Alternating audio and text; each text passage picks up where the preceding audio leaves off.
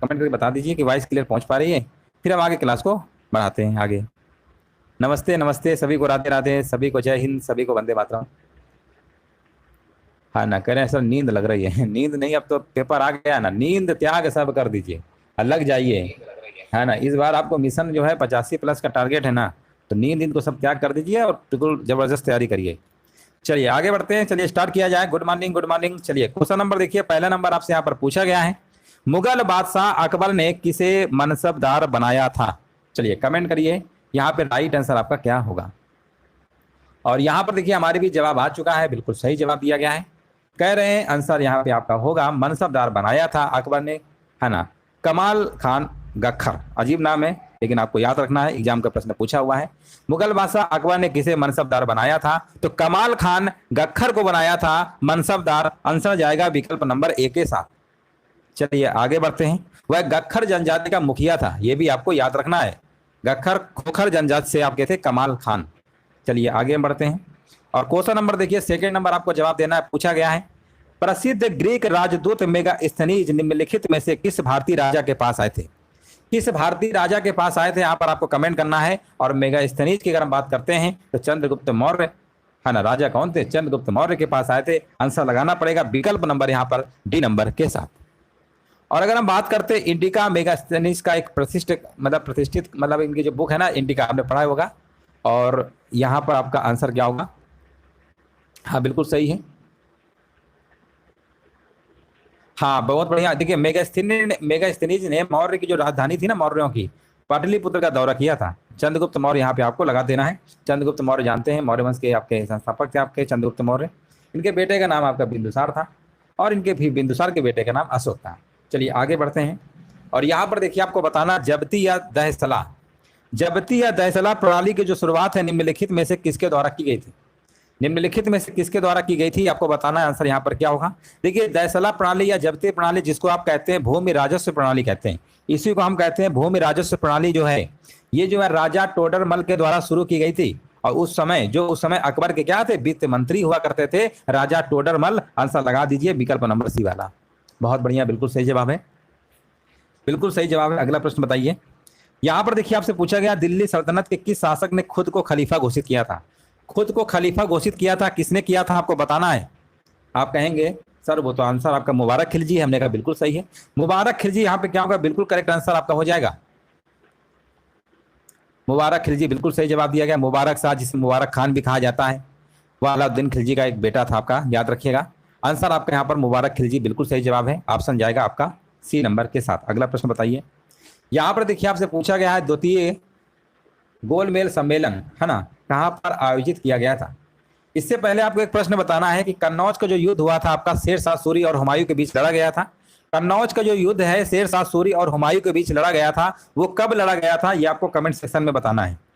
ये आपको comment section में बताना है कि कन्नौज का जो युद्ध है, कन्नौज का जो युद्ध है शेरशाह सूरी और हुमायूं के बीच लड़ा गया था, वो कब लड़ा गया था? ये आपको कमेंट सेक्शन में बताना है। अब चलिए क्वेश्चन पे आते हैं और 5 नंबर का जवाब दीजिए। दूसरा गोलमेल सम्मेलन कहां पर आयोजित किया गया था? दूसरा गोलमेल सम्मेलन कहां पर आयोजित किया गया था? आंसर आपका होगा लंदन। ए नंबर आपका यहां पर करेक्ट आंसर आपका यहां पर हो जाएगा। यह आपका लंदन में 7 सितंबर 1931 से, यहां पर डेट लिख दे रहे हैं, 7 सितंबर 1931 से चला था आपका 1 दिसंबर 1931 तक चला था आपका, याद रखिएगा। हाँ, पहला गोलमेल सम्मेलन आपका 1930 में हुआ था, यह भी आपको याद रखना है। पहला गोलमेल सम्मेलन आपका 1930 में हुआ था, तीसरा आपका 1932 में हुआ था, दूसरा आपका 1931 में हुआ था। इस तरीके से आप याद रख सकते हैं, इसमें कोई दिक्कत नहीं होगी, है ना। चलो आगे बढ़ते हैं। ये आपका लंदन में हुआ था, लंदन। चलिए आगे बढ़ते हैं, नेक्स्ट प्रश्न बताइए। हाँ, यहाँ पर देखिए 1540 जवाब दे दिया गया है ना, बहुत बढ़िया। अभी हमने जो प्रश्न पूछा था कन्नौज का युद्ध शेरशाह सूरी हुमायूं वाला, 1540 बिल्कुल सही जवाब दिया गया। अगला प्रश्न बताइए। नेक्स्ट प्रश्न है, कांग्रेस की स्थापना किसके कार्यकाल में हुई थी? अब आप कहेंगे कांग्रेस की जो स्थापना है सभी को पता है ना, ये 1885 में हुई थी। हाँ, लेकिन उस समय आपके कौन थे? Lord Dufferin. हाँ, लॉर्ड डफरिन थे आपके वायसराय, बिल्कुल सही है, लॉर्ड डफरिन के समय हुई थी, बिल्कुल करेक्ट आंसर दिया गया है। अगला प्रश्न बताइए। हाँ, 1947 में कह रहे हैं 64 युद्ध हुआ था, क्या बात है, बिल्कुल सही जवाब है। है ना। अगला प्रश्न देखिए आपकी स्क्रीन पे, बताइए निम्नलिखित में से यहाँ पर बताना है 1916 में मुस्लिम लीग और कांग्रेस ने एक दूसरे के साथ समझौता किया और किस पर हस्ताक्षर किया था, आपको बताना है। ये भी प्रश्न हमने बहुत बार कराया है। भारतीय राष्ट्रीय कांग्रेस और मुस्लिम लीग के बीच एक संयुक्त सम्मेलन था और दोनों संगठन के बीच एक समझौता भी हुआ था। अब आप कहेंगे कहाँ हुआ था? ये लखनऊ समझौता था आपका 1916 वाला। इसकी अध्यक्षता किसने किया था, बताइए। इसकी अध्यक्षता किसने किया था? आप कहेंगे इसका अध्यक्षता जो किया था अंबिका चरण मजूमदार ने किया था। ये प्रश्न हमने बहुत बार कराया है। आंसर जाएगा विकल्प नंबर डी के साथ। अगला प्रश्न बताइए। यहां पर देखिए नेक्स्ट प्रश्न आपसे पूछा गया है 7 नंबर के बाद 8 नंबर है। अगला प्रश्न बताइए, नर्मदा के अतिरिक्त कौन सी दूसरी नदी अमरकंटक से निकलती है? नर्मदा के अतिरिक्त कौन सी दूसरी नदी जो है अमरकंटक से निकलती है? तो आप कहेंगे अमरकंटक। अमरकंटक से दोस्तों निकलती है, यहां पर आपका आंसर हो जाएगा सोन। देखिए सोन और नर्मदा दोनों निकलती है, बात तो बिल्कुल सही है ना। अमरकंटक मध्य भारत में मध्य प्रदेश राज्य में पाया जाने वाला एक पठार है, यह भी आपको याद रखना है। आंसर जाएगा विकल्प नंबर यहां पर आपका डी नंबर के साथ। बहुत बढ़िया, बिल्कुल सही जवाब दिया गया है। अगला प्रश्न बताइए और यहां पर आपको बताना है निम्नलिखित में से कौन सा एक आग्नेय चट्टान का एक उदाहरण है? आग्नेय चट्टान का उदाहरण बताना है कौन सा है? तो आप कहेंगे इसमें जो आपका उदाहरण हो जाएगा यहां पर आपका हो जाएगा बेसाल्ट। बेसाल्ट यहां पर आपका है, हाँ बेसाल्ट यहाँ पे क्या है, बिल्कुल करेक्ट आंसर आपका यहाँ पर हो जाएगा। पहला ही विकल्प आपका सही है। देखिए आग्नेय चट्टान आप जानते ही हैं, आग्नेय चट्टानें जो होती हैं पृथ्वी के आंतरिक भाग से मैग्मा और लावा से बनती हैं, इसलिए इन्हें हम प्राथमिक चट्टानों के रूप में भी जानते हैं। याद रखिएगा आग्नेय चट्टान, ठीक है ना। तो यहाँ पर बेसाल्ट लगा दीजिए। बेसाल्ट यहाँ पर क्या है, बिल्कुल करेक्ट आंसर आपका यहाँ पर हो जाएगा। चलिए आगे बढ़ते हैं। कायांतरित चट्टान को ही रूपांतरित चट्टान कहते हैं ना। चलो आगे बढ़ते हैं। यहाँ पर देखिए आपको बताना है सलाल परियोजना किस नदी पर है? सलाल परियोजना किस नदी पर है? और इस प्रश्न से पहले एक प्रश्न आपको और जवाब देना है। प्रश्न है सुबह का तारा किस ग्रह को कहा जाता है? यहाँ पर आपको कमेंट सेक्शन में बताना है सुबह का जो तारा है ना। थोड़ा सा पेन नहीं चल रहा, कोई बात नहीं। सुबह का जो तारा है ये किस ग्रह को कहा जाता है? सुबह का जो तारा है ये किस ग्रह को कहा जाता है? ये भी आपको कमेंट सेक्शन में बताना है किस ग्रह को कहा जाता है ना, सुबह का तारा। चलो यहाँ पर बताइए सलाल परियोजना किस नदी पर है? तो सलाल परियोजना जो है आपकी है चिनाब नदी पर है। कौन सी नदी पर है? चिनाब नदी पर। शुक्र ग्रह, क्या बात है, बिल्कुल सही जवाब है। शुक्र ग्रह को कहते हैं आपका सुबह का तारा, भोर का तारा, बिल्कुल सही है। आगे बढ़ते हैं। यहाँ पर देखिए आपको बताना है केंद्र सरकार के विकास व्यय में क्या शामिल नहीं है ना। यहाँ पर देखिए आपको बताना है आंसर क्या होगा। केंद्र सरकार के विकास व्यय में क्या शामिल नहीं है? तो आप कहेंगे यहाँ पर सब कुछ तो शामिल है लेकिन रक्षा व्यय आपका शामिल नहीं है। रक्षा व्यय आपका शामिल नहीं है। आंसर जाएगा आपका विकल्प नंबर यहाँ पे, हाँ बिल्कुल सही है। आंसर जाएगा आपका सी नंबर के साथ। अगला प्रश्न बताइए और यहाँ पर देखिए नेक्स्ट प्रश्न पूछा गया है आर्थिक सर्वेक्षण किसके द्वारा तैयार किया जाता है? बताइए यहाँ पर आंसर क्या होगा। आर्थिक सर्वेक्षण किसके द्वारा तैयार किया जाता है? तो यहाँ पर होगा ये जो तैयार किया जाता है आर्थिक मामलों के विभाग के द्वारा। आर्थिक मामलों के जो विभाग होते हैं ना उनके द्वारा आपका आर्थिक सर्वेक्षण आपका तैयार किया जाता है। चलिए आगे हम बढ़ते हैं। नेक्स्ट प्रश्न बताइए। यहाँ पर देखिए आपको बताना है पंचायती राज संस्थाओं के मध्यवर्ती स्तर एवं संबंधित राज्य के त्रुटिपूर्ण युग्म की पहचान करिए। त्रुटिपूर्ण युग्म की देखिए आपको पहचान करना है ना। यहाँ पर बताइए आंसर क्या होगा है ना। यहाँ पर देखिए आपको बताना है आंसर क्या होगा।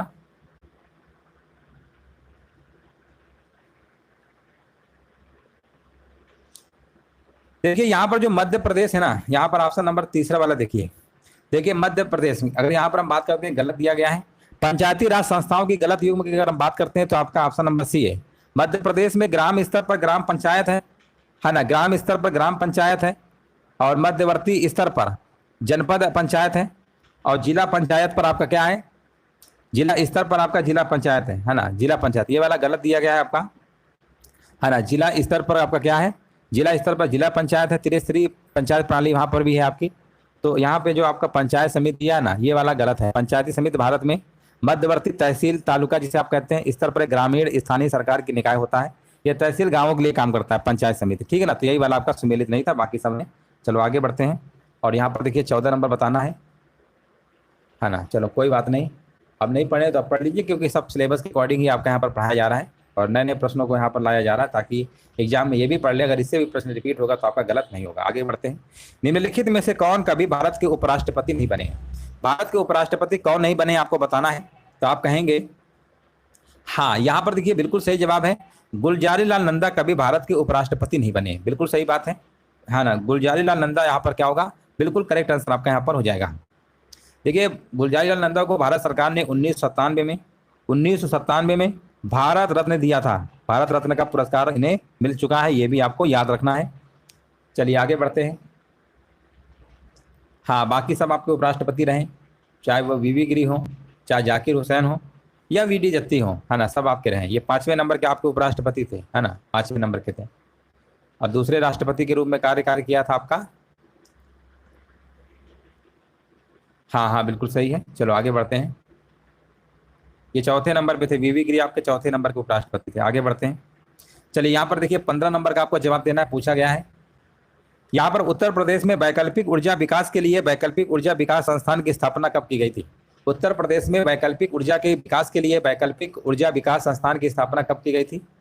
तो इसकी जो स्थापना की गई थी आपकी 1983 में की गई थी, जब इंडिया वर्ल्ड कप जीत के लाए थे पहली बार भारत में कपिल देव के समय, तभी इन्होंने किया था। उसी समय पे याद रखिएगा, वर्ल्ड कप इंडिया कब जीती थी? 1983 में, पहला वर्ल्ड कप, है ना, पहला वर्ल्ड कप 1983 में जीती थी। चलो आगे बढ़ते हैं। नेक्स्ट प्रश्न बताइए। संविधान सभा की कुल सदस्यता 389 थी, जिनमें से देशी रियासतों के प्रतिनिधि कितने थे? अच्छा प्रश्न है, इंपॉर्टेंट है। देखिए कुल सदस्यता 389 थी, बिल्कुल सही बात है। इसमें आपको बताना है कि देशी रियासतों के कितने प्रतिनिधि थे। तो यहाँ पर देशी रियासतों के थे आपके 93 थे। 93 थे, आपको याद रखना है 93, है ना, बिल्कुल सही जवाब है 93 आपका यहाँ पर सही होगा। चलो आगे बढ़ते हैं। यहाँ पर आपको जवाब देना है, बताइए किसी विशेष रोग के प्रकट होने के लिए उत्तरदायी सभी कारकों का अध्ययन क्या कहलाता है? किसी विशेष रोग को प्रकट होने के लिए उत्तरदायी सभी कारकों का अध्ययन क्या कहलाता है? उसे हम कहते हैं महामारी विज्ञान कहते हैं। आंसर जाएगा विकल्प नंबर डी के साथ, महामारी विज्ञान। जिनका भी जवाब आ रहा है बिल्कुल सही जवाब दे रहे हैं, बिल्कुल राइट आंसर आपका हो जाएगा। चलिए आगे हम बढ़ते हैं। नेक्स्ट प्रश्न बताइए, प्राकृतिक गैस का मुख्य घटक क्या है? देखिए प्राकृतिक गैस में आप जानते हैं कि मेथेन जो होता है, मेथेन एथेन प्रोपेन का मिश्रण होता है। मेथेन सबसे ज़्यादा होती है और इसे मार्स गैस भी कहते हैं। तो मेथेन वाला लगा दीजिए। मेथेन का फार्मूला होता है CH4। नेक्स्ट प्रश्न बताइए। यहाँ पर बताइए, नेक्स्ट प्रश्न आपके सामने है, पूछा गया है एंटासिड अम्लत्वनाशक, है ना, इसी को अम्लत्वनाशक कहते हैं। एंटासिड एंटासिड क्या होते हैं? देखिए साइंस का प्रश्न है ना। एंटासिड क्या होते हैं बताइए? ये आपके होते हैं दोस्तों दुर्बल क्षार होते हैं।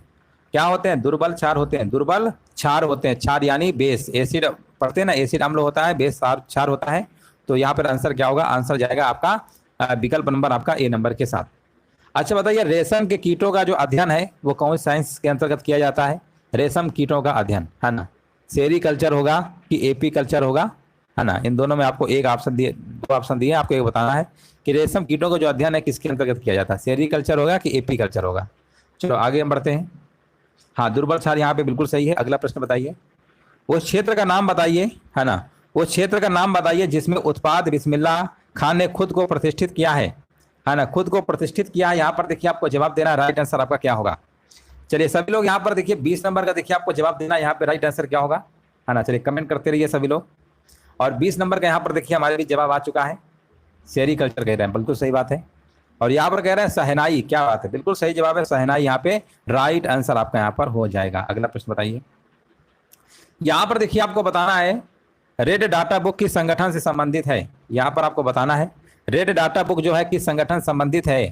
तो ये आपका है रेड डाटा बुक जो आपका संबंधित है international union for conservation of nature संबंधित है, यानी IUCN वाला ऑप्शन लगाना पड़ेगा। IUCN का फुल फॉर्म क्या होता है याद रखिएगा, international union for conservation of nature होता है रेड डाटा बुक। बिल्कुल करेक्ट आंसर आपका यहाँ पर हो जाएगा।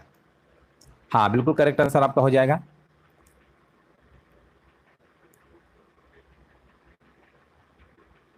रेड डाटा बुक रख रखाव IUCN बिल्कुल सही है ना, बिल्कुल करेक्ट आंसर है। IUCN की स्थापना आपकी 1948 में हुई थी। स्थापना कब हुई थी? 1948 में हुई थी, ये भी आपको याद रखना है। हाँ बिल्कुल सही है। चलिए आगे बढ़ते हैं। नेक्स्ट प्रश्न बताइए, शंभू महाराज निम्नलिखित में से किस नृत्य शैली से जुड़े एक प्रसिद्ध व्यक्ति थे? शंभू महाराज निम्नलिखित में से किस नृत्य शैली से जुड़े एक प्रसिद्ध व्यक्ति थे? आंसर आपका हो जाएगा कथक। कथक हो जाएगा, बिल्कुल सही है, कथक यहाँ पे बिल्कुल करेक्ट आंसर आपका यहाँ पर हो जाएगा। आगे बढ़ते हैं। ये लखनऊ घराने से ताल्लुक रखते हैं, बिल्कुल सही बात है। कथक जो है उत्तर प्रदेश संबंधित है, बिल्कुल सही है। अगला प्रश्न बताइए। नेक्स्ट प्रश्न है, आगरा के सिकंदरा में डैश डैश का मकबरा है, किसका मकबरा है भैया बताइए। आगरा के सिकंदरा में, आप कहेंगे आगरा के सिकंदरा में तो आपका है अकबर का है, बिल्कुल सही है, पहले ही विकल्प मार दीजिए, ऑप्शन नंबर ए होगा। अगला प्रश्न बताइए।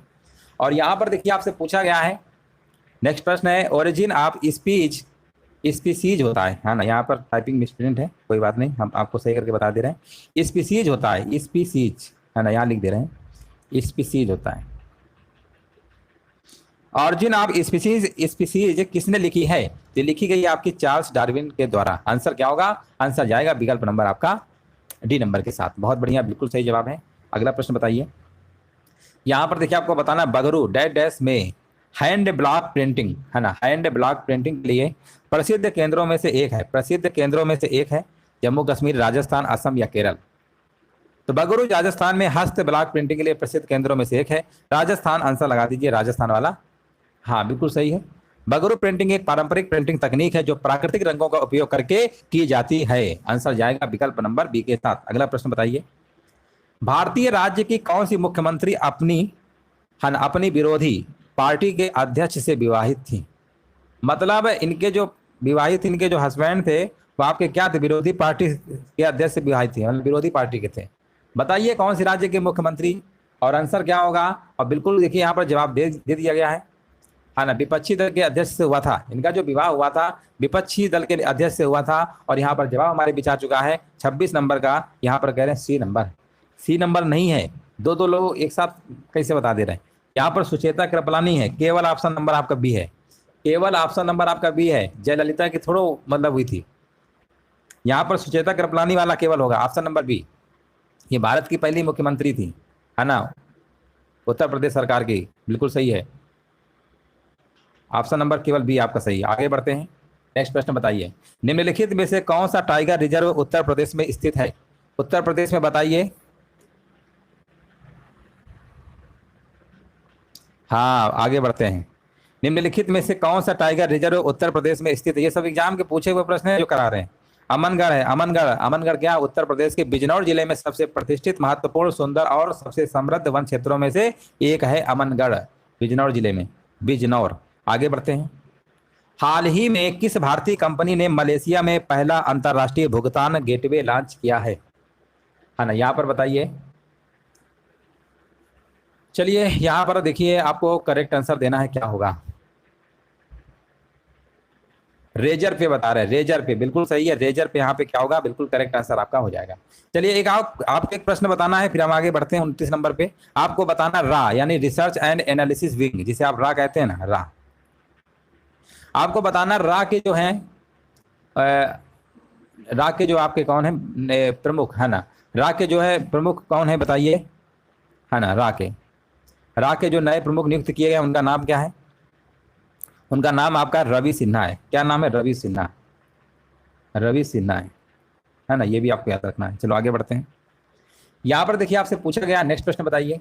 नीतीश कुमार अतरंग दोस्तों की नज़र से पुस्तक के लेखक कौन है। नीतीश कुमार अतरंग दोस्तों की नज़र से पुस्तक के लेखक कौन है। इनका नाम है उदयकांत। क्या नाम है, उदयकांत। उदयकांत यहाँ पे बिल्कुल करेक्ट आंसर आपका हो जाएगा है ना, बिल्कुल सही है, उदयकांत यहाँ पे बिल्कुल सही है। देखिए यहाँ पर आपका आंसर हो जाएगा, मुख्यमंत्री जो आपके बिहार के नीतीश कुमार की जीवनी पर लिखी गई पुस्तक है ये, नीतीश कुमार अतरंग दोस्तों की नज़र से है ना, यहाँ पर बिल्कुल सही है। चलिए आगे बढ़ते हैं। यहाँ पर आपको बताना है, चौथी G20 व्यापार और निवेश मंत्री स्तरीय बैठक है ना, मंत्री स्तरीय बैठक जो है किस स्थान पर आयोजित की गई। ये की गई आपके जयपुर में। कहाँ पर की गई थी, जयपुर। चलिए आगे बढ़ते हैं। अंतर्राष्ट्रीय संसदीय दिवस 2023 का विषय निम्नलिखित में से किस पर यहाँ पर केंद्रित है ना, यहाँ पर देखिए आपको बताना है। अभी देखिए इसके पहले हमने एक प्रश्न करवाया था कि बताइए अंतर्राष्ट्रीय संसदीय दिवस कब मनाया जाता है, तो आपने कहा था कि हर साल आपका 30 जून को मनाया जाता है। अभी जस्ट याद होगा, अगर अभी हमने पढ़ाया था 30 जून को मनाया जाता है। लेकिन यहाँ पर आपसे पूछ लिया गया है कि 2023 का विषय इनमें किस निम्नलिखित में से किस पर केंद्रित है ना, विषय वाला पूछ लिया गया है। तो विषय वाला जो आपका होगा यहाँ पर आंसर क्या होगा, यहाँ पर हो जाएगा parliament for the planet. Answer जाएगा विकल्प नंबर आपका ए नंबर के साथ। ए नंबर आपका सही है। देखिए महामारी के समय में जो संसद है ना, ये जो आपका है, ये जो आपका है ना, ये आपका था अंतर्राष्ट्रीय संस्कृति विषय 2020 का था। 2020 में सभी को पता है कोरोना आया था, है ना, कोरोना के समय में, महामारी के समय में संसद ये विषय था। अब आप कहेंगे सर 2021 में कौन सा था, तो हमने कहा चलो वो भी बता दे रहे हैं। 2021 में आपका था, कौन सा था आपका, युवा सशक्तिकरण था। 2023 में कौन सा है, पार्लियामेंट फॉर द प्लेनेट। याद रखिएगा, आगे बढ़ते हैं। हाँ हाँ बिल्कुल सही है। अगला प्रश्न बताइए। यहाँ पर बताइए इनमें से कौन सा देश 2024 दक्षिण एशियाई खेलों की मेजबानी करेगा। 2024 दक्षिण एशियाई खेलों की मेजबानी करेगा, उस देश का नाम क्या है बताइए। उस देश का नाम है आपका पाकिस्तान। पाकिस्तान बता रहे हैं, हाँ पाकिस्तान बिल्कुल सही है, ऑप्शन नंबर डी होगा। चलो आगे बढ़ते हैं। 33 नंबर बताइए। यहाँ पर देखिए आपको बताना इनमें से कौन सा, बताइए कौन सा राष्ट्रीय तरंग शक्ति अभ्यास, है ना, कौन सा राष्ट्र तरंग शक्ति अभ्यास में, तरंग शक्ति अभ्यास में भाग नहीं ले रहा है। कौन सा भैया राष्ट्र है, कौन सा देश है जो तरंग शक्ति अभ्यास में क्या भाग नहीं ले रहा है। तो आपके कौन कौन से देश है, वो आपका एक पाकिस्तान है और आपका एक चीन है, जो भारत के अगल बगल है आपके, है ना, यही आपके भाग नहीं ले रहे हैं। चलिए आगे बढ़ते हैं। अगला प्रश्न बताइए। नेक्स्ट प्रश्न है, हाल ही में किस राज्य सरकार ने अगस्त 2023 में 100 दिन का काम देने की योजना शुरू की है। 100 दिन का काम देने की योजना शुरू कर दिया है, और ये किया है आपका पश्चिम बंगाल की सरकार। पश्चिम बंगाल के मुख्यमंत्री सभी को पता है, ममता बनर्जी हैं। ऑप्शन जाएगा ए नंबर के साथ। नेक्स्ट प्रश्न बताइए। और यहाँ पर देखिए आपको बताना, मानसून सत्र 2023 में आपराधिक कानून को बदलने के लिए लोकसभा में कितने नए विधेयक पेश किए गए। आपराधिक कानूनों को बदलने के लिए, आपराधिक जो कानून थे उनको बदलने के लिए लोकसभा में कितने नए मतलब आपके विधेयक पेश किए गए। तो आप कहेंगे इसके 3 नए विधेयक पेश किए गए। कौन है भैया, 3 है। एक तो आपका राजद्रोह कानून खत्म किया जाए, है ना, इसमें था आपका बदलने के लिए। हाँ हाँ बिल्कुल सही है। हाँ 3 आपके हैं ना, बिल्कुल सही है।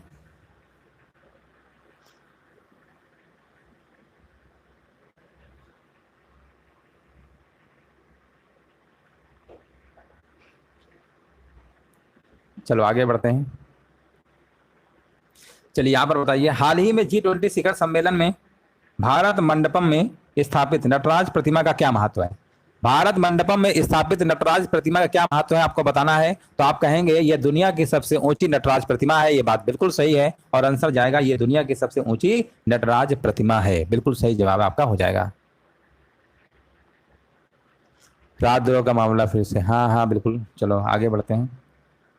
और यहाँ पर देखिए आपको बताना है, गौतम बुद्ध ने उत्तर प्रदेश के किस स्थान पर अपने सर्वाधिक उपदेश दिए थे। अब देखिए ये वाला जो प्रश्न है, हमें नहीं लगता कि इसका आंसर कोई नहीं दे पाएगा, सब लोग दे लेंगे क्योंकि इतना आसान प्रश्न है। और आप कहेंगे श्रावस्ती, है ना, श्रावस्ती भी दिए थे। सर्वाधिक उपदेश पूछा गया है। देखिए पहला उपदेश दिया था सारनाथ में। पहला उपदेश कहाँ पर दिया था, पहला उपदेश आपका दिया था सारनाथ में। ये तो बात सही है। देखो कुछ लोग ए भी मारे हैं, 37 के नहीं, पहला दिया, सर्वाधिक श्रावस्ती होगा। चलो आगे बढ़ते हैं।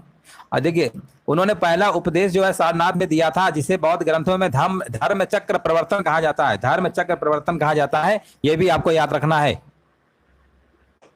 और कोसल की राजधानी, ये कोसल की राजधानी थी। कोसल की राजधानी क्या थी, श्रावस्ती। श्रावस्ती किसकी राजधानी थी, कोसल की राजधानी थी, जहां पर सबसे अधिक उपदेश दिए गए। ये भी आपको याद रखना है। हाँ बिल्कुल सही है। पहला उपदेश सारनाथ, सर्वाधिक उपदेश श्रावस्ती। कंफ्यूज बिल्कुल नहीं होना है, दोनों प्रश्नों का अंतर अच्छे से समझ लीजिए। इनके बचपन का नाम क्या था, गौतम बुद्ध के बचपन का नाम सिद्धार्थ था, जिन्हें हम लाइट ऑफ एशिया कहते हैं। उन्हें लाइट ऑफ एशिया भी कहा जाता है। बचपन का नाम सिद्धार्थ था।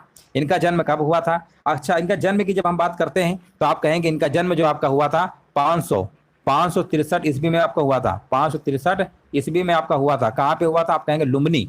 लुम्बिनी नेपाल में पड़ता है ना। लुम्बिनी कपिलवस्तु नेपाल के पास हुआ था। इनके पिता का नाम क्या था, पिता का नाम की अगर हम बात करते हैं, पिता का नाम था सुद्धोधन नाम था। क्या नाम था, सुद्धोधन नाम था। पिता का नाम सुद्धोधन था। माता का नाम क्या था, माता का नाम क्या था, महामाया था। ये सब याद कर लीजिएगा, महामाया। माता का नाम क्या था, महामाया था। हाँ बिल्कुल सही है। इनकी जो सौतेली माँ थी प्रजापति गौतमी ने इन्हें पाला था। प्रजापति गौतमी ने पाला था, याद रखिएगा। 16 साल की उम्र में इनका जो मतलब क्या कहते हैं, हाँ 16 वर्ष की उम्र में यशोधरा से इनका विवाह हो जाता है। इनके बेटे का नाम राहुल था, है ना। इनके बेटे का नाम क्या था, राहुल था। चलो आगे बढ़ते हैं। हाँ हाँ बिल्कुल, देखिए बिल्कुल सही है। आगे बढ़ते हैं। छत्रपति शिवाजी का जन्म किस किले में हुआ था, छत्रपति शिवाजी का जन्म किस किले में हुआ था? छत्रपति शिवाजी का देखिए आपको बताना है, आंसर यहाँ पर क्या होगा। देखिए चौथी बौद्ध संगीत में ही आपका ये क्या था, हीनयान महायान दो भागों में बट गया था, है ना, ये भी याद रखना। चलो आगे बताइए, छत्रपति शिवाजी का जन्म किस किले में हुआ था? तो आंसर क्या होगा, कह रहे हैं शिवनेरी।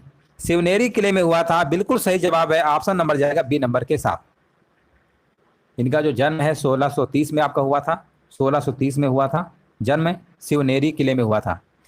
इनके पिता का नाम क्या था? शाहजी भोसले नाम था, और माता जी का नाम था जीजाबाई, ये भी आपको याद रखना है।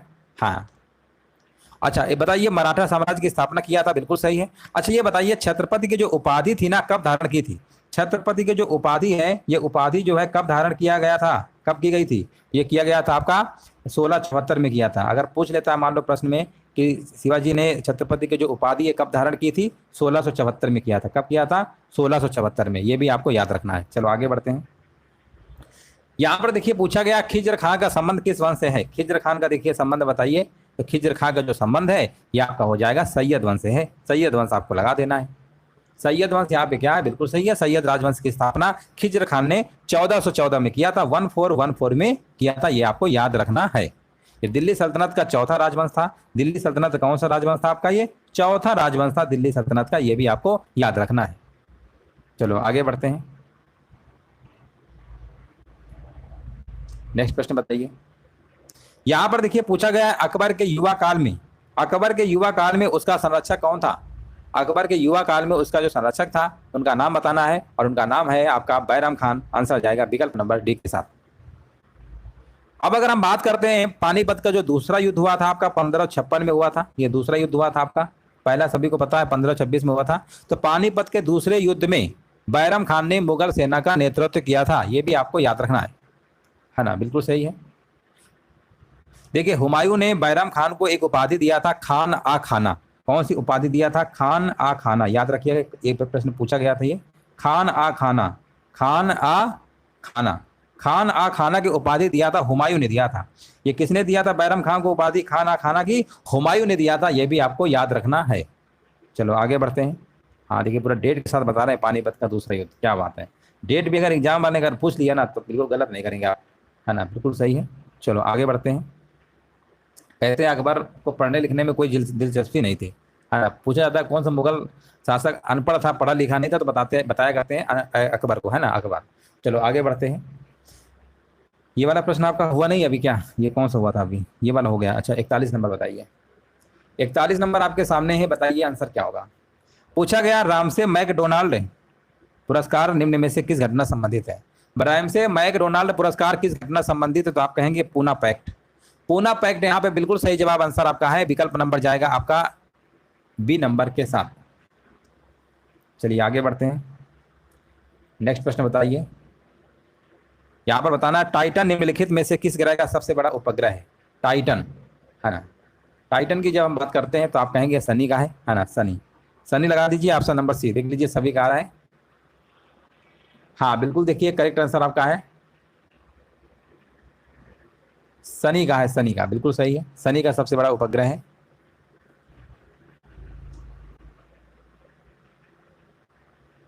चलिए आगे बढ़ते हैं। चलिए यहाँ पर बताइए निम्नलिखित में से कौन सी नदी ब्रह्मपुत्र नदी तंत्र का भाग नहीं है? ब्रह्मपुत्र नदी नदी तंत्र का भाग नहीं है, कौन सी नदी है आपको बताना है। यहाँ पे आंसर क्या होगा? 43 नंबर। और 43 नंबर का यहाँ पर बताया जा रहा है कोसी नदी। कोसी नदी जो है आपके ब्रह्मपुत्र नदी तंत्र का भाग नहीं है, बाकी सब हैं, ये नहीं है। आंसर लगा दीजिए।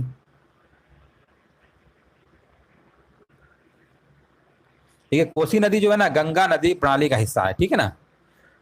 अच्छा बताइए ब्रह्मपुत्र नदी को हम सांगपो भी कहते हैं ना, कौन सी कहते हैं? सांगपो। ब्रह्मपुत्र को हम क्या कहते हैं? सांगपो भी कहते हैं, याद रखिएगा, सांगपो, है ना, सांगपो भी कहते हैं।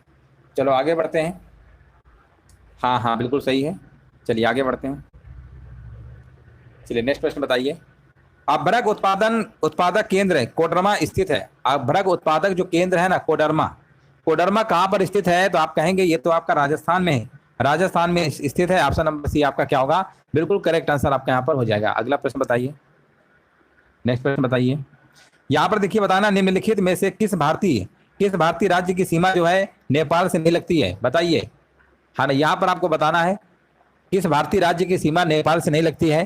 तो यहाँ पर आपको आंसर देना है, क्या होगा? कह रहे हैं असम। बिल्कुल सही है, असम की जो है नहीं लगती है। नेपाल 5 भारतीय राज्यों से अपनी सीमा साझा करता है, नेपाल, है ना। कौन कौन से भैया राज्य हैं? आप कहेंगे उत्तर प्रदेश हो गया, है ना, उत्तराखंड हो गया आपका, यूके लीजिए रहा, उत्तराखंड समझिएगा, यूनाइटेड किंगडम मत समझ लीजिएगा। उत्तराखंड आपका हो गया, बिहार आपका हो गया, और कौन सा? सिक्किम आपका हो गया, और वेस्ट बंगाल, है ना, वेस्ट बंगाल। ये आपके 5 हैं, बिहार, सिक्किम, वेस्ट बंगाल, और क्या बोलते हैं, उत्तराखंड और उत्तर प्रदेश। ठीक है ना, ये याद रखिएगा। चलिए आगे बढ़ते हैं। लगभग ये 1850 किलोमीटर की सीमा साझा करते हैं, है ना। असम के साथ नहीं है, बिल्कुल सही बात है ना, बिल्कुल करेक्ट आंसर आपका है। बांग्लादेश के सबसे ज्यादा है ना, 4096, बांग्लादेश से सबसे ज्यादा है, बांग्लादेश के साथ, है ना। तो चलिए यहाँ पर जवाब आपका सभी आ गया है। अच्छा, एक प्रश्न आपको कमेंट सेक्शन में बताना है कि दुनिया में बताइए, दुनिया का सबसे ऊंचा ज्वालामुखी पर्वत कौन सा है? कौन सा दुनिया में सबसे ऊंचा ज्वालामुखी पर्वत है ना, ये आपको कमेंट सेक्शन में बताना है। दुनिया का सबसे ऊंचा ज्वालामुखी पर्वत कौन सा है? चलो आगे बढ़ते हैं, ये वाला प्रश्न आपको हो गया, आगे बढ़ते हैं। 46 नंबर बताइए। माउंट कोपटाक्सी है, याद रखिएगा, माउंट कोपटाक्सी जो है दुनिया का सबसे ऊंचा ज्वालामुखी पर्वत है। अगला प्रश्न बताइए। और यहाँ पर देखिए पूछा गया है, भारत में किसी राज्य की विधानसभा में सदस्यों की अधिकतम संख्या कितनी हो सकती है? कितनी हो सकती है आपको बताना है। ये राज्य विधानसभा में कम से कम की बात करेंगे, कम से कम की जब हम बात करते हैं तो कम से कम में आपका 60 है, कम से कम में 60 है, और अधिक से अधिक की बात करेंगे तो 500 लगा दीजिएगा। दोनों प्रश्न आपके बन सकते हैं, कम से कम या अधिक से अधिक। चलो आगे बढ़ते हैं, नेक्स्ट प्रश्न बताइए। हाँ बिल्कुल सही है। उच्च न्यायालय के द्वारा व्यक्ति की स्वतंत्रता को सुरक्षित करने के लिए निम्नलिखित में से कौन सी रिट जारी की जा सकती है? उच्च न्यायालय के द्वारा, है ना, उच्च न्यायालय के द्वारा देखिए यहाँ पर बताना है। देखिए जब राष्ट्रीय आपातकाल लगता है ना, तो उस समय आपके कौन कौन से मूल अधिकार हैं जो निलंबित नहीं होते हैं, ये आपको कमेंट सेक्शन में बताना है कि कौन कौन से आपके मौलिक अधिकार है जो आपके राष्ट्रीय आपातकाल के दौरान निलंबित नहीं होते हैं, ये आपको कमेंट सेक्शन में बताना है। अब यहाँ पर आपको बताना है, नेक्स्ट प्रश्न आपके सामने है। तो देखिए अगर हम बात करते हैं सुप्रीम कोर्ट जो है, सुप्रीम कोर्ट, है ना, सुप्रीम कोर्ट जो है आपका, वो आपका रिट जो है आर्टिकल नंबर कौन सा? 32, आर्टिकल नंबर 32 में आपका जारी होता है। और अगर हाई कोर्ट की जब हम बात करते हैं तो आपका आर्टिकल नंबर 226 है, 226 हाई कोर्ट, और ये दोनों मतलब रिटें जारी करते हैं उच्च न्यायालय या सर्वोच्च न्यायालय। 5 प्रकार की रिटें हैं, बंदी, प्रत्यक्षीकरण, अधिकार परीक्षा, परमादेश, प्रतिषेध और उत्प्रेषण, 5 प्रकार की हैं। और आंसर यहाँ पे क्या होगा? बंदी प्रत्यक्षीकरण होगा। आंसर जाएगा विकल्प नंबर सी के साथ। हाँ बिल्कुल सही है, बिल्कुल राइट आंसर है। अगला प्रश्न बताइए। 20-21 नहीं होते हैं, क्या बात है, बिल्कुल सही जवाब दिया गया। राज्य विधानसभा अध्यक्ष की अनुपस्थिति में विधानसभा की कार्यवाही का संचालन कौन करता है ना, कौन करता है आपको बताना है। राज्य विधानसभा अध्यक्ष की अनुपस्थिति में विधानसभा की कार्यवाही का जो संचालन करता है कौन करता है? ये करते हैं भैया विधानसभा के उपाध्यक्ष करते हैं। विधानसभा क्या करते हैं? उपाध्यक्ष करते हैं। चलो आगे बढ़ते हैं। यहाँ पर देखिए बताना है IMPS का पूरा नाम क्या है? IMPS का होता है immediate payment service, immediate payment service होता है IMPS, बिल्कुल सही है। अगला प्रश्न बताइए। यहां पर देखिए आपको बताना है, नेक्स्ट प्रश्न आपके सामने है, पूछा गया है और क्वेश्चन है, राज्य से निजी क्षेत्र को 100% से कम स्वामित्व हस्तांतरण का गैर राष्ट्रीयकरण क्या है? हस्तांतरण का गैर राष्ट्रीयकरण क्या है? तो यहां पर आंसर होगा आपका विनिवेश। विनिवेश राज्य से निजी क्षेत्र में 100% से कम स्वामित्व हस्तांतरण का गैर राष्ट्रीयकरण है। आंसर जाएगा आपका सी नंबर के साथ। अगला प्रश्न बताइए। और यहां पर देखिए आपको बताना है, स्वेच्छा व्यापार अर्थव्यवस्था के किस रूप से संबंधित है? स्वेच्छा व्यापार अर्थव्यवस्था के किस रूप से संबंधित है? तो आंसर यहां पर क्या होगा बताइए। स्वेच्छा व्यापार अर्थव्यवस्था, है ना, यहां पर आपका आंसर हो जाएगा पूंजीवादी अर्थव्यवस्था। ऑप्शन जाएगा विकल्प नंबर बी नंबर के साथ। किस रूप से संबंधित है? पूंजीवादी अर्थव्यवस्था। अगला प्रश्न बताइए। और यहां पर देखिए आपको बताना, निम्नलिखित ग्रंथियों में से किसे मानव शरीर की मास्टर ग्रंथि कहा जाता है? किसे मानव शरीर की मास्टर ग्रंथि कहा जाता है? तो आप कहेंगे ये जो मास्टर ग्रंथि है ये कहा जाता है आपका पीयूष ग्रंथि कहा जाता है। पीयूष ग्रंथि शरीर की मास्टर ग्रंथि कहलाती है। और ये क्योंकि अंतःस्रावी ग्रंथियों की गतिविधियों को क्या करती है? कंट्रोल करती है ना, बिल्कुल सही है। आंसर जाएगा आपका यहाँ पर विकल्प नंबर सी नंबर के साथ। अगला प्रश्न बताइए। और यहाँ पर देखिए नेक्स्ट प्रश्न आपसे पूछा गया, सूर्य से पृथ्वी पर जो उष्मा का जो संचरण होता है किस विधि के द्वारा होता है? किरण के द्वारा होता है। बिल्कुल करेक्ट आंसर आपका है, बिल्कुल ऑप्शन जाएगा विकल्प नंबर डी के साथ। अगला प्रश्न बताइए, हाइड्रोलिक मशीनें, हाइड्रोलिक मशीनें आपको बताना है किस सिद्धांत पर कार्य करती हैं? हाइड्रोलिक मशीनें किसके सिद्धांत पर काम करती हैं? तो देखिए यहाँ पर आपका आंसर क्या होगा बताइए। हाइड्रोलिक जो मशीनें होती है ना, ये काम करती है दोस्तों पास्कल के सिद्धांत पर, पास्कल के नियम के सिद्धांत पे काम करती है। इंपॉर्टेंट प्रश्न है, ये भी आपको याद रखना है। अगला प्रश्न बताइए, मानव रक्त का पीएच मान कितना होता है? तो आप कहेंगे मानव रक्त का पीएच मान, देखिए अगर 0 से 7 के बीच में होता है यानी 7 से कम होता है अम्लीय होता है, 7 से ज्यादा होता है 7 से लेकर 14 के बीच में होता है क्षारीय होता है, 0 होता है तो आप कहते हैं उदासीन होता है ना। तो यहाँ पर हम आपसे पूछे हैं कि बताइए मानव रक्त का पीएच मान जो होता है ना 7.35 से लेकर 7.45 के मध्य होता है। ऑप्शन देखेंगे तो ऑप्शन लगाना पड़ेगा यहाँ पर 7 से 8 के बीच वाला। ऑप्शन नंबर सी बिल्कुल सही जवाब दिया गया है। अगला प्रश्न बताइए, और नेक्स्ट प्रश्न पूछा गया, यूनेस्को कलिंग पुरस्कार, यूनेस्को कलिंग पुरस्कार किसके उत्कृष्ट योगदान के लिए, किसके उत्कृष्ट योगदान के लिए प्रदान किया जाता है? यूनेस्को कलिंग पुरस्कार किसके उत्कृष्ट योगदान के लिए प्रदान किया जाता है? तो आपका आंसर यहाँ पर क्या होगा बताइए। और यहाँ पर बताया जा रहा है विज्ञान को लोकप्रिय बनाने वाले व्यक्ति, बिल्कुल सही है। विज्ञान को लोकप्रिय बनाने के लिए यूनेस्को का कलिंग पुरस्कार यूनेस्को का सबसे पुराना पुरस्कार है। आंसर लगाइए विज्ञान को लोकप्रिय बनाने वाले व्यक्ति, बिल्कुल सही जवाब है। आगे बढ़ते हैं, और यहाँ पर देखिए नेक्स्ट प्रश्न आपसे पूछा गया है, मैग्नस कार्लसन किस खेल से संबंधित हैं? मैग्नस कार्लसन किस खेल से संबंधित हैं? तो इनका जवाब आपका क्या होगा, और इनका जो नाम है, इनका जुड़ा हुआ है संबंध जो है शतरंज के खेल से है, शतरंज। आंसर लगा दीजिए विकल्प नंबर आपका बी नंबर, बिल्कुल बिल्कुल करेक्ट आंसर आपका यहाँ पर हो जाएगा। बहुत बढ़िया, बिल्कुल सही जवाब है। और नेक्स्ट प्रश्न बताइए, एलिफेंटा द्वीप कहाँ पर स्थित है? एलिफेंटा द्वीप कहाँ पर स्थित है, आपको जवाब देना है। एलिफेंटा द्वीप कहाँ पर स्थित है? तो आपका हो जाएगा मुंबई तट। कहाँ पर है? मुंबई तट पर स्थित है, मुंबई तट। यहाँ पे आपका आंसर आपका हो जाएगा विकल्प नंबर बी। अगला प्रश्न बताइए, और यहाँ पर देखिए आपको बताना है विश्व पर्यटन संगठन का मुख्यालय कहाँ पर स्थित है? विश्व पर्यटन संगठन का मुख्यालय कहाँ पर स्थित है? इतना जरूर हम आपको हिंट दे सकते हैं, है ना। उससे तो हिंट क्या आप तो बता ही देंगे, है ना। यहाँ पर बताइए मैड्रिड, मैड्रिड जो है ना बिल्कुल स्पेन की राजधानी है। स्पेन की राजधानी क्या है? मैड्रिड है ना। वहीं पर आपका है मुख्यालय कहाँ पर स्थित है? मैड्रिड लगा दीजिए, मैड्रिड, यानी बिल्कुल सही जवाब दिया गया है, बिल्कुल राइट आंसर आपका हो जाएगा। तो चलिए बहुत बहुत धन्यवाद आप सभी का। इस तरीके से आपके मॉडल पेपर कंप्लीट हो चुका है। पीडीएफ वगैरह देखिए आपको एप्लीकेशन मनोज स्टडी सेंटर है आपका प्ले स्टोर पे अवेलेबल है, वहाँ से आप लोग जुड़ जाइए। वहाँ पर आपको पीडीएफ वगैरह मिल जाएंगी, नोट्स वगैरह जो आप पढ़ना चाहते हैं तो वहाँ से आप डाउनलोड कर लीजिएगा। वहाँ पे आप सभी को जय हिंद, सभी को वंदे मातरम। वीडियो को लाइक कर दीजिएगा, शेयर कर दीजिएगा।